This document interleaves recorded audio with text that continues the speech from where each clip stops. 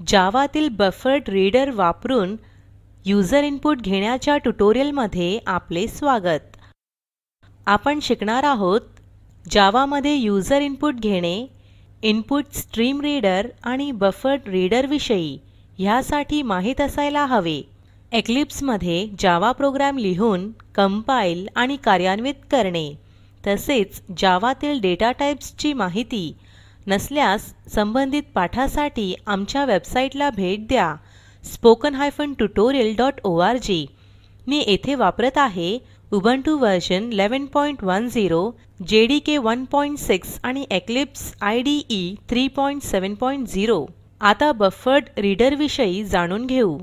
हा class input stream मधून आलेले टेक्स्ट वाचण्यासाठी वापरतात. ह्यात अक्षरे आणि ओळींचा ॲरे वाचण्यासाठी कार्यक्षम पद्धती मिळतात. बफर्ड रीडर वापरण्यासाठी java.io पॅकेज कडून 3 क्लासेस आयात करावे लागतील.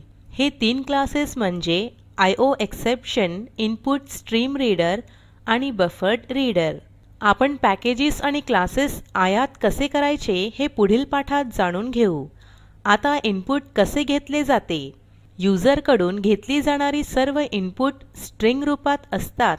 नंतर ती योग्य डेटा टाइप मध्ये टाइपकास्ट किंवा रूपांतरित करतात. यूजर इनपुट घेण्याचा प्रोग्राम लिहिताना हे जाणून घेऊ. आता बफर्ड रीडर इम्प्लिमेंट करण्याचा सिंटॅक्स पाहू. एकदा तिन्ही क्लासेस आयात केले की इनपुट स्ट्रीम रीडर चे ऑब्जेक्ट बनवावे लागेल. तसेच बफर्ड रीडर चे ऑब्जेक्ट बनवावे लागेल. प्रोग्राम लिहिताना त्याविषयी सविस्तर जाणून घेऊ. आता Eclipse वर जाऊ. मी इनपुट बफर्ड रीडर नावाचा क्लास आधीच उघडला आहे. java.io पॅकेज आयात करून सुरुवात करू. त्यासाठी क्लासच्या आधी टाईप करा import स्पेस java.io.star सेमिकोलॉन. हे input stream reader, buffered reader आणि IOException क्लासेस आयात करेल. आता मेन मेथड मध्ये बफर्ड रीडर चा वापर करू. बफर्ड रीडर ची कुठलीही मेथड वापरली तरी IOException थ्रो करावे लागते. त्यासाठी मेन मेथड नंतर टाईप करा throws स्पेस IOException. आता याचा अर्थ काय?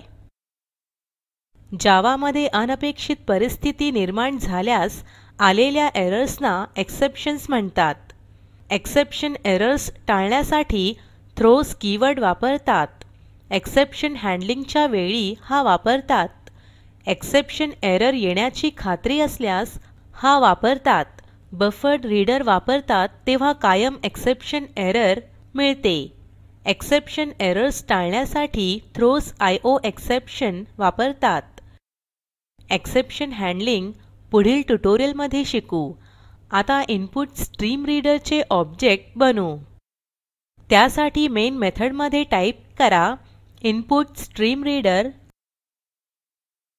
Space ISR equal to new space input stream reader parenthesis. Parenthesis मध्ये टाईप करा system.in आणि नंतर सेमिकोलॉन. इनपुट स्ट्रीम रीडर हा जावा मधील क्लास आपल्याला इनपुट घेण्याची परवानगी देतो. system.in हे जावा कंपाइलरला यूजरला कीबोर्डद्वारे इनपुट घेण्याबद्दल सांगते.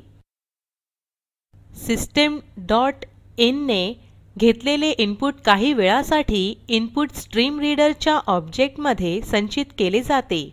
यानंतर बफर्ड रीडर चे ऑब्जेक्ट बनवू. त्यासाठी टाईप करा buffered reader space BR equal to new space buffered reader आणि नंतर पॅरेंथेसिस.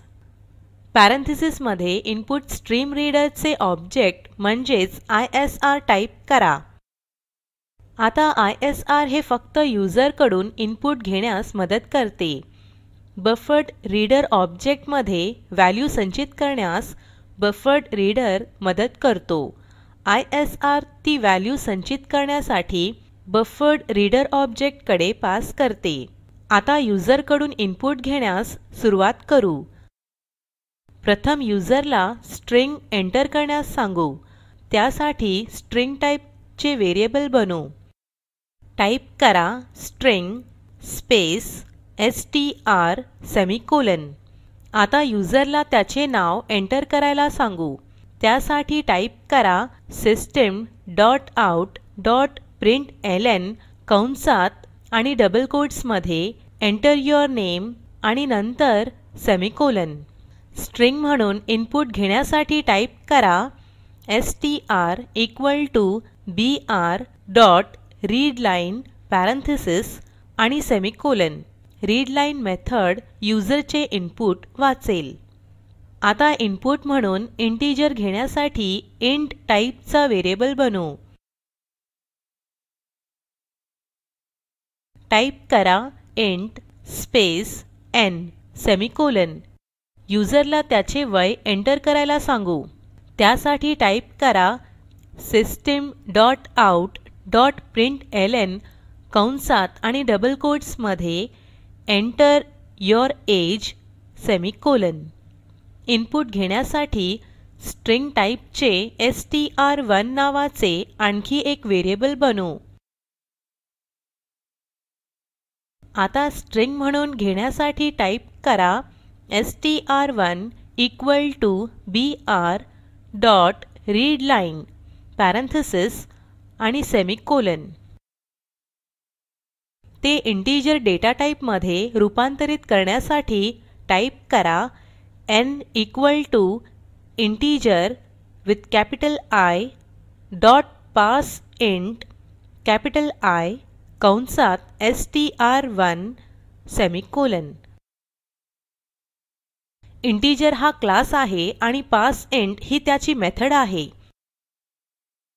ही मेथड कंसात पास केलेली आर्ग्युमेंट इंटिजर मध्ये रूपांतरित करेल. आता नेम आणि एज साठी आउटपुट दाखवू. त्यासाठी टाइप करा system dot out dot println कंसात आणि डबल कोट्स मध्ये the name is plus str semicolon. पुढील ओळीवर टाइप करा system dot out dot println the ages plus n आणि नंतर सेमिकोलॉन. कंट्रोल S ने फाईल सेव्ह करा. प्रोग्राम कार्यान्वित करण्यासाठी कंट्रोल F11 दाबा. आउटपुट मध्ये एंटर युअर नेम दिसेल. मी रामू नाव टाइप करून एंटर दाबते.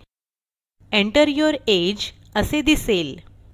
20 टाइप करून एंटर दाबा असे आउटपुट दिसेल.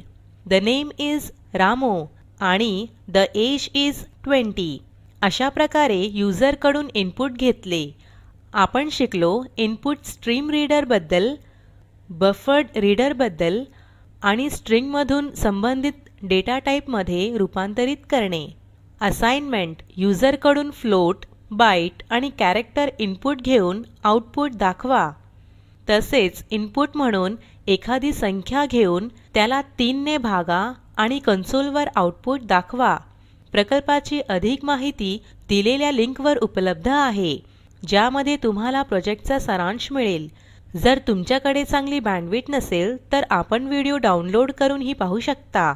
Spoken tutorial project team spoken ट्युटोरियल्सच्या सहाय्याने कार्यशाळा चालविते. परीक्षा उत्तीर्ण होणाऱ्या विद्यार्थ्यांना प्रमाणपत्रही दिले जाते. अधिक माहितीसाठी कृपया contact@spoken-tutorial.org वर लिहा. स्पोकन ट्युटोरियल प्रोजेक्ट हे टॉक टू टीचर या प्रोजेक्टचा भाग आहे. यासाठी अर्थसहाय्य the national mission on education through ICT MHRD government of India यांच्याकडून मिळालेले आहे. यासंबंधी माहिती पुढील साईटवर उपलब्ध आहे. ह्या ट्युटोरियलचे भाषांतर मनाली रानडे यांनी केले असून मी रंजना भांबळे आपला निरोप घेते. धन्यवाद.